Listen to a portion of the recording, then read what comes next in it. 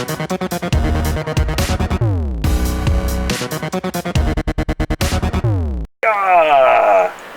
what's up guys? Nick here, host of the Informative Fisherman Show. Today we're back out here on my lake. I'm going to be breaking down Lucky Tackle Box's Panfish box for December. I'm using this cool rocket bobber on right here, throwing one of my favorite little deals. The cool part, rocket bobber is a new product by Rattle.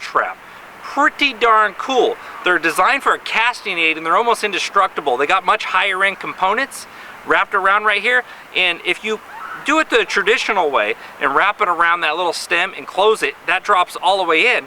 But if you actually turn it completely around, it leaves a little gap, so now you can use it like a slip bobber if you have a stop on your line.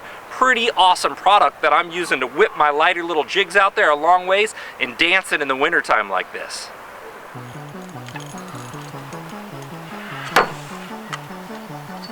Oh yeah, big. Just found his second wind. Oh yeah.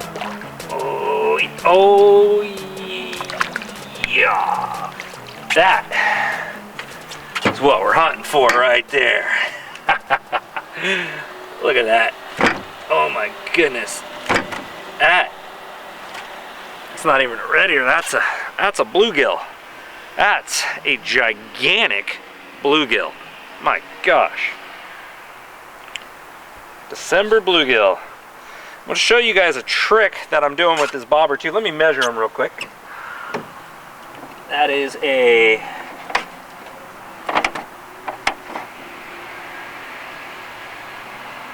11-inch bluegill on the money. 11-incher. Now in the winter time, most of the time the panfish are sitting on the bottom, and you're probably wondering, well, why is Nick using a float? Well, the fish are sitting in the bottom, sunning themselves up there. My jig actually is on the bottom. I'm just using a little old school, little 1/32 ounce jig, and I'm using the float. As you see, the float's not sitting up in the water. I'm not using a split shot or anything to balance the float upright. That's all you would need to do, to put a split shot under there to get the float to sit like that. I'm rather using the float as a strike indicator. I throw it up there, I'm dragging my jig across the bottom. You'll see me twitch the float every now and then. It'll turn around, and I'm focusing on the float to see if it turns real quick or to see if it starts to drag. In the wintertime, the fish are so lethargic, they pick it up, and you really don't get that ultimate pound, or it's such a light line, they swim it towards you and you don't notice, and they spit it out before you even detect it. This way, I have such a short distance, if they pick it up and that float's laying sideways, I'll see it turn, I'll see a little drift to it, and I can reel up and set the hook on it real quick. And you'll realize if the fish are up shallow, you will catch way more by using a float as a strike indicator. I'm using the rocket bobber right here in the glow in the dark because it's very natural looking, as this water is extremely clear right now. So it's very subtle, makes a splash, looks kind of natural up there like a leaf or something fell in the water.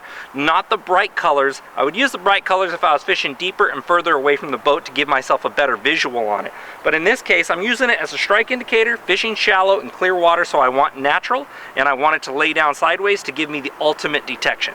Alright guys, so let's check out and see what we got in the box now. I just went over that rocket bobber. That's that bad boy. This thing, in the new bobber world, this thing's a dominator right there. Almost indestructible. You can do that slip bobber conversion. You can use it like a regular bobber. I use it as strike indicator, laying sideways like that. They come in a ton of different sizes, different colors to fit your needs right there. Super cool. Then from there we got the Mustad size 4 long shank hooks right here. A lot of these guys use them for crappie. Basically you're tying directly off of your rig, so that longer shank gets that hook point out and away from your line a ways. I was using these to live rig little bluegills to let my daughter catch some big bass. I'll show you a little clip of that. Really nice, sharp, stout, good quality hooks. You can use for red ears, you can use for bass, you can use for trout, you name it, all the smaller species. Long shank hooks are really nice. A lot of the time it prevents the fish from swallowing that hook too. You can get back to that eye and find a way to work it free for catch and release. Just squeeze down that barb if that's what you want to do. Now we got the Z-Man, the new little chatterbaits right here, the flashbacks, the minis. These things are awesome. I didn't even know they had a mini or were coming out with a mini. I've used the big ones bass fishing for years since they came out. Super, super cool bait.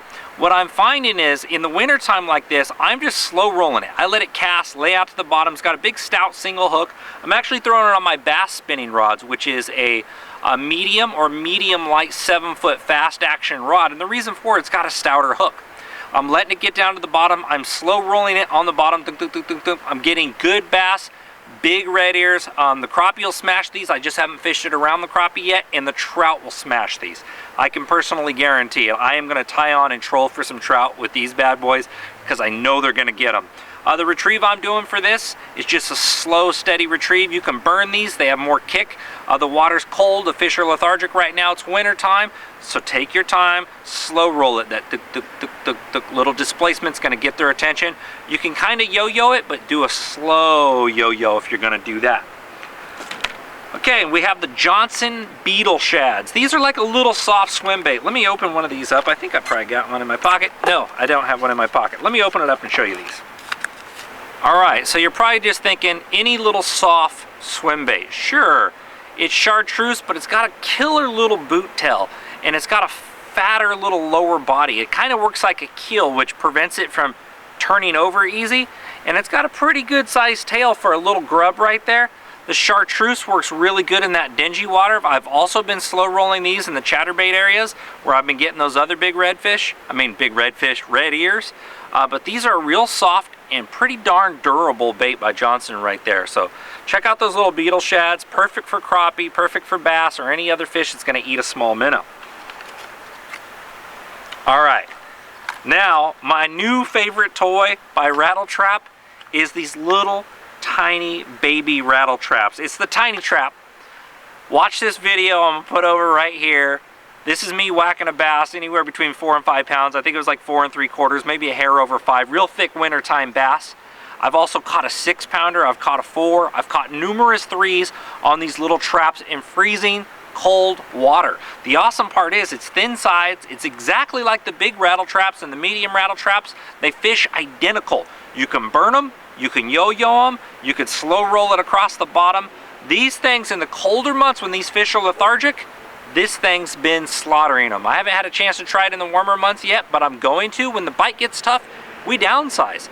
Crappie eat these, red ears are eating these. I was catching a lot of red ears here, but I've actually been destroying big bass on my ultralight gear throwing these rattle traps. Absolutely fantastic. If you don't own them and you're watching this video and you don't subscribe to Lucky Tackle Box, you need to be subscribing because these things are awesome. And if you didn't get this month's, go to the store and go grab it. Here's a really cool thing. The crappie craws right here. Super awesome. Another bait by Southern Pro Tackle. Very, very cool. I want to show you this crawfish. I'm going to open this up. These are really, really awesome. Now, what a lot of people don't know is crawdad colors. So basically, if you get the black and red, that's more of like a summer deal. The brown is more of like a spring deal, and the real darkish towards black and blue is more like a wintertime deal. Look at the appendages on this. They actually have the little pinchers on there. Really cool double jointed body.